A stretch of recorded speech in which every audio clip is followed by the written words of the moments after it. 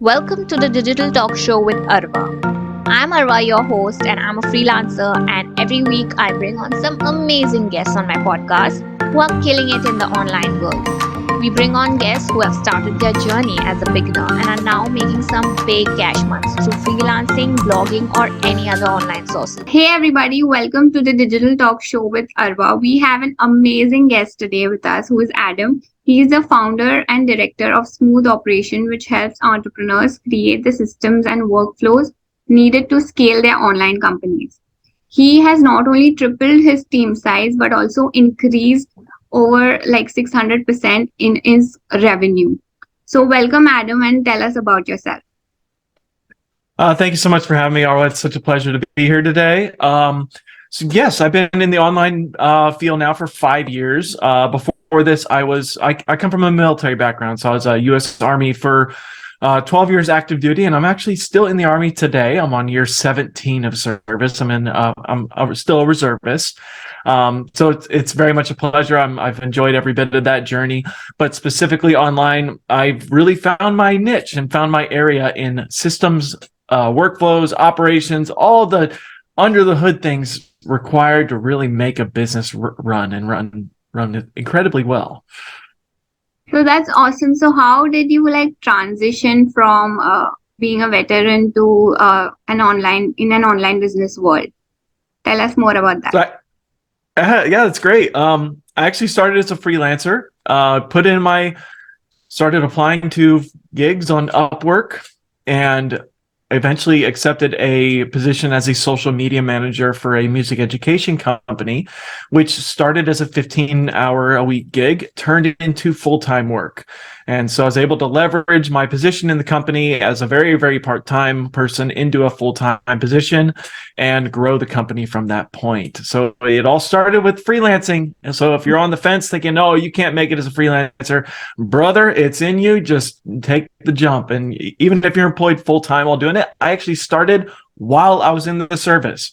I started my first freelance gig actually while I was not only in the service, I was overseas serving in a war zone when I started. So it's very possible for you as well. Awesome. That's amazing. So most of my audience are usually in the beginning phase of freelancing. So it'll be super beneficial for them as well. So like systems, and I know that like even as a freelancer, I get very scared when it comes to hiring people. So systems and operation is like an important aspect in any business. So as an online business owner, who should you hire first in your business? Very good. Yeah, I'll do the first one and then I'll do the second one later if you'd like. The first step is to hire someone to take the administrative task off your desk. As far as anything that can be systematized. So answering emails, handling requests, even like searching for gigs. I mean, if you can offload that and just have someone as your front gate person to help you sift through all the information. So one thing I do right now, I've started my own company as well as my director of operations role, but I have someone that helps me just find podcast guests for me, find different people that I should reach out to, find prospects. So I give them the parameters and then they're off on their own out there doing that work for me. But it starts with me kind of setting the field, setting the stage, what I expect, and then eventually transitioning that role. What does that do for me? It frees up my creative mind, frees up my space. So I'm able to then leverage myself more effectively in my content, in doing interviews like this, in actually doing sales calls, all those things that take a bit more of the gray matter. But if we clog up our gray matter with administrative stuff, we're not going to be as effective when we need to leverage our brains. Awesome. So what are the systems and tools that are required for an online business to run smoothly? Very good. Well, the first thing is that you need to have an effective way of capturing what you do. So it becomes about SOPs, standard operating procedures. We tend to overthink SOPs really badly. We think it has to be this really elegant chart with these shapes and colors. It doesn't have to be that difficult. We can actually simplify it very easily. And the way I do it, the way I always start by doing to do an SOP is to simply open up a tool like ScreenFlow or Camtasia or QuickTime, anything you can do to capture what you're doing on the screen and to capture your voice as well. So I start an SOP simply by doing a task and narrating my way through it, talking my way through how I'm doing it. And we can stop there. Honestly, that's enough for an SOP. But simply just capturing what you're doing in a video format with audio will be more than enough to start. But what are you doing? You're capturing your process, your thoughts behind it, and then you can take that SOP, that guide, and put it into a project management tool that you can then use to manage your projects, manage your tasks. So it's about capturing and then giving people a system to work through. So it could be Asana, it could be Trello, it could be Monday.com. It doesn't matter. All project management tools are just tools. I'm really tool ambivalent. It doesn't matter which tool you prefer. It's a matter of finding the one that speaks to you and is easiest for you to use.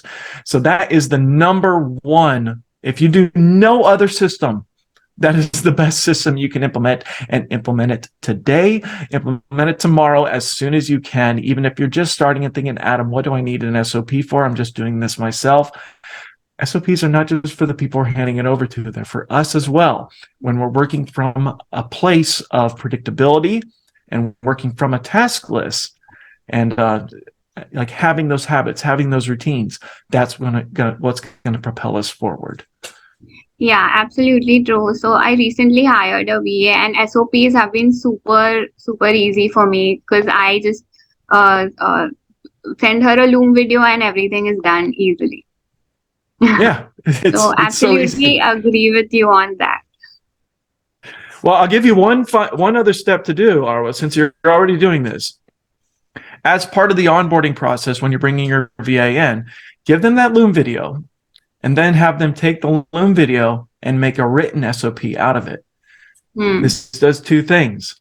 It gets something written, something you can then turn into a task list and put into your project management software, but it also gets your VA to watch your video with intention.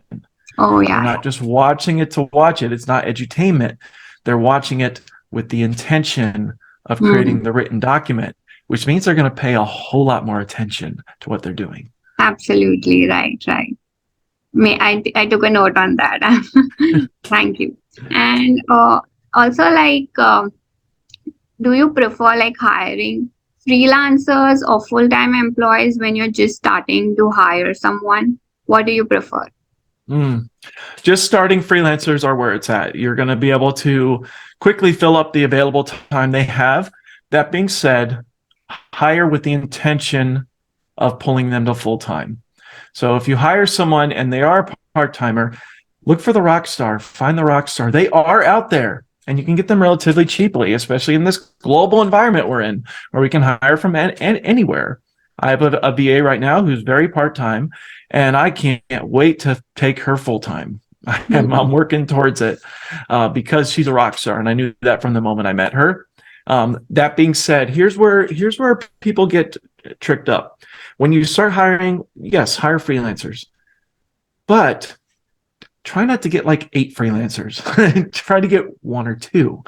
And then as you see a need for more things to take off your desk, for more tasks for them to do, look at building upon your freelance base and giving them additional tasks. Talented people are talented people are talented people. I don't care what they're doing for you. If someone can manage your social media, they can just as easily do other tasks for you as well. It's a matter of giving them a process to work through and then elevating their role. People want to be elevated. People want to take on bigger responsibilities. And when you hire rock stars, they'll do that for you. So start with freelancer with the intention of pulling them to full-time as quickly as possible. Awesome. So one more aspect that I want to touch on is how do you remove your dependability in your own business? Because I think that people are too stuck up having the control of their business. So how do you completely remove the dependability aspect? Well, it has to start within you. You have to trust, and you have to Know that something is bigger than what you're currently doing right now. I talk a lot about looking left and looking right. And every successful entrepreneur that you have seen, like one of my entrepreneurial heroes is Russell Brunson. What has Russell consistently done? Yes, he's kept his toes in the funnel world and building funnels. He actually told me the other month when I met him that he still spends one day a week building funnels because it's what he loves to do. But he's also continuously elevated himself and continued to take on more responsibilities. So I start by challenging all of you listening to this. Do a time study on where your time is going. And it's something I teach inside my membership program on how to really do a granular time study. And this involves documenting absolutely everything you're doing in 15-minute increments for a 2-week period. It's painful, guys. It stinks. It's not fun. And I do it once a month for myself because I know how effective it is. Now, I just shared a case study yesterday in my Facebook group, which is Smooth Operations. On how I was able to generate an additional $500,000 in revenue last year by removing myself from something that I thought was my special skill. I'm an email marketing junkie. I love email marketing, and I am an Infusionsoft junkie, which is kind of rare in the email marketing field to be like really skilled in Infusionsoft. It's one of the harder CRMs. But when I did a time study, Arwa, I found out that I was spending 25 to 35% of my time doing automation, doing email marketing, and all the things involved in it. 35% of my time. And I was director of operations for a multi-million-dollar company. Wow. Holy cow. It wasn't revealed until I did my time study and I saw it. So I looked right. And then I looked left. And I said, well, Adam, you're a rock star at this email automation stuff. You know what you're doing. If you're a rock star at something, guys, it means you can teach someone else to do it. You don't have to hire an expert who knows how to do it. You just have to hire someone who's smart. Smart people want to learn. They want to elevate themselves and learn new skills. You find that person, you teach them that skill, and then you're able to look right more effectively because you've removed things off your plate. So it starts with the mindset, knowing that you have to elevate yourself. You must, or you're going to be stuck right where you're at. And it's hard, guys. I know it was the hardest thing in the world for me to take that off my desk because I took so much pride in what I did. But look what I accomplished because of it. So start with the end in mind, knowing that we need to elevate ourselves, and just talk yourself into it, guys. And if you need a coach to tell you to do it, you can hire me. I'll tell you to do it. That's great. But that's where coaching really comes into play when you do have a coach telling you what to do. But just continue to look for the next step of your advancement. Yeah, absolutely. So coming on to the next question, where do you find the best talent from?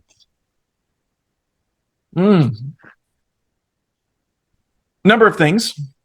If you want the absolute best talent and you have a following, so if you have an email list or a Facebook group or whatever you have, Instagram, your followers are going to be your most passionate people. I hire based on culture first.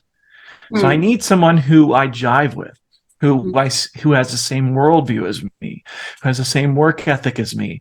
We might even have personalities that are corresponding with each other. And then I hire from skills after that. But I start with culture and how well that person fits with me.